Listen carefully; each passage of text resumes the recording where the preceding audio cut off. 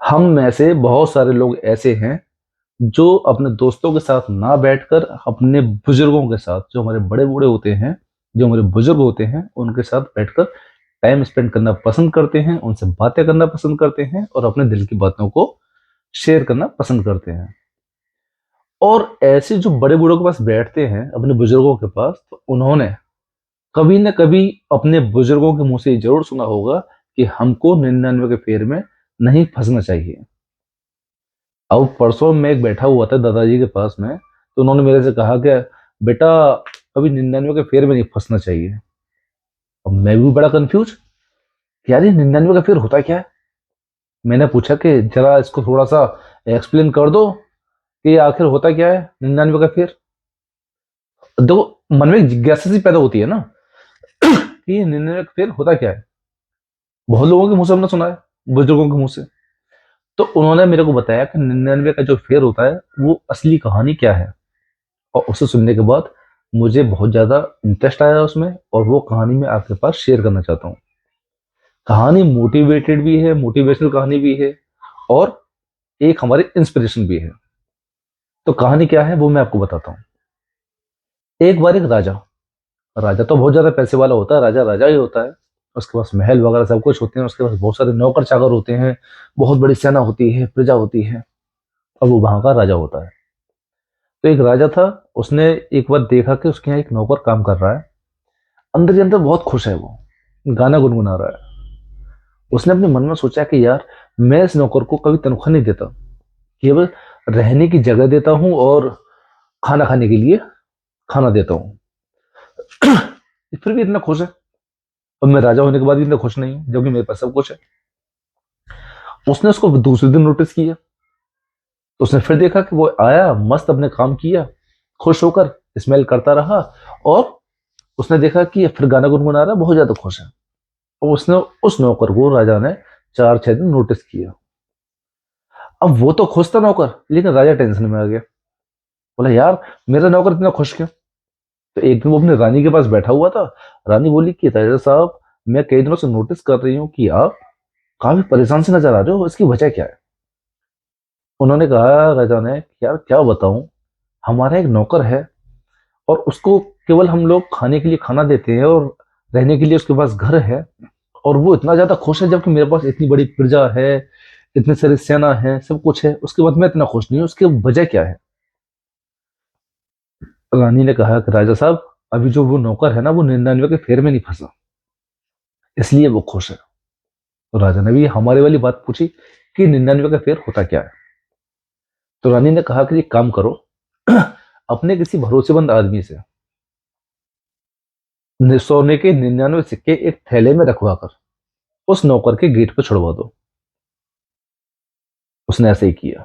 राजा ने एक आदमी लिया, एक आदमी को बुलाया अपने, जो उनका भरोसेमंद था, और उसको एक थैले में 99 सिक्के रखकर बोला कि उस नौकर के घर के गेट पर इसको रखाओ और जाके गेट बजाकर वापस आ जाओ।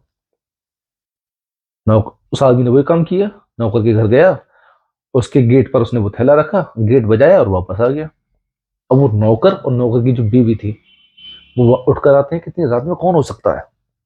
उन्होंने देखा कि बाहर एक थैला रखा हुआ है, लेकिन कोई आदमी नजर नहीं आ रहा। उन्होंने धीरे से उस थैले को खोलकर देखा, उसमें देखा, यार इसमें तो सोने के सिक्के हैं। जल्दी से उन्होंने थैला बंद किया और वापस कमरे में। अब उन्होंने जाके अंदर सिक्के गिनना शुरू किया।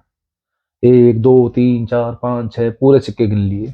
बोले यार, ये तो 99 सिक्के हैं, गड़बड़ हो गई, इसमें एक सिक्का कम है, दोबारा गिनो, हम शायद ठीक से गिन नहीं पाए।